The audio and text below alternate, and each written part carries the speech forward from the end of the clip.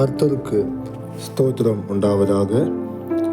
நம்ம இன்னைக்கு தியானிக்க போகிற வேத பகுதி மத்தேயு 6ஆம் அதிகாரம் 9ஆம் வசனம். இது ஒரு ஃபேமஸான ஒரு வேத பகுதி. இதை பரமண்டல ஜெபம் அப்படின்ட்டு சொல்லுவாங்க. அதாவது 9லேருந்து 13 அந்த 5 வசனங்களை பரமண்டல ஜெபம் அப்படின்ட்டு சொல்லுவாங்க. நம்ம இன்னைக்கு பார்க்க போகிற வார்த்தை 9ஆம் வசனம்.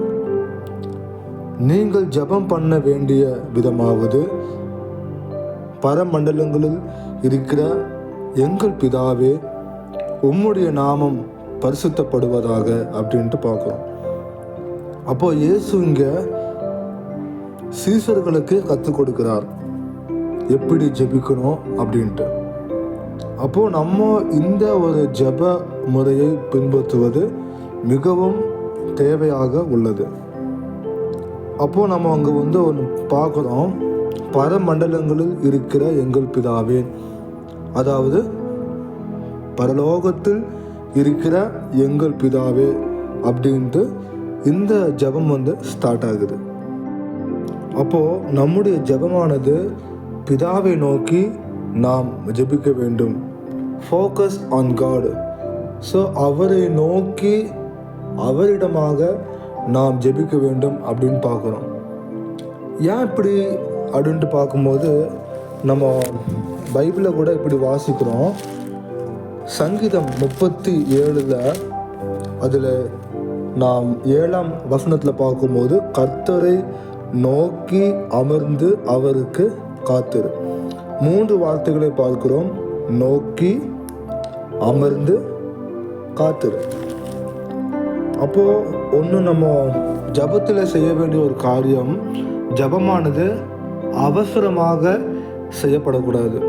ஏதோ டைம் ஆயிடுச்சு, சீக்கிரமாக நம்ம பண்ணிட்டு போயிடலாம் அப்படின்ட்டு பண்ணும்போது அது ஒரு கடமைக்காக செய்யப்படுகிற ஜபமாக அது மாறுது.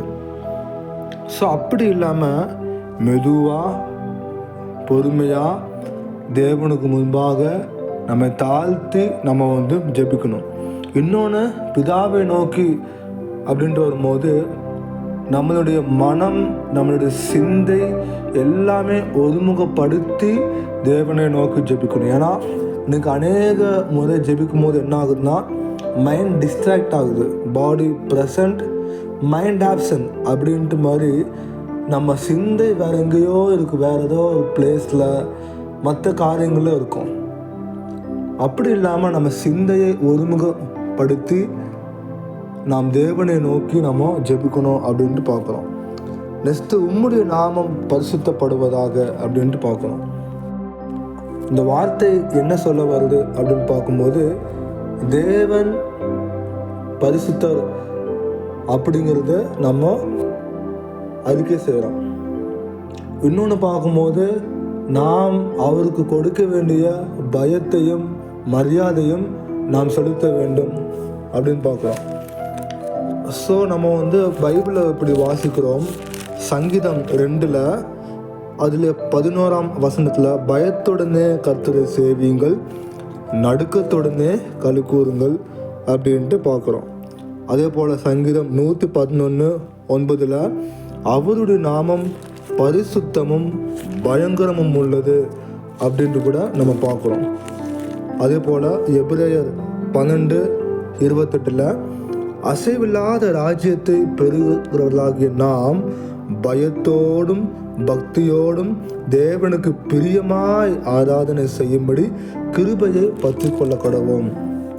அப்போ நம்ம தேவனுக்கு முன்பாக அந்த ஒரு கணத்தை, ஏன்னா நம்ம பைபிளில் வாசிக்கிறோம், நான் பிதாவானால் எனக்கு கொடுக்க வேண்டிய கணம் எங்கே அப்படின்ட்டு ஆண்டவர் கேட்கிறார்.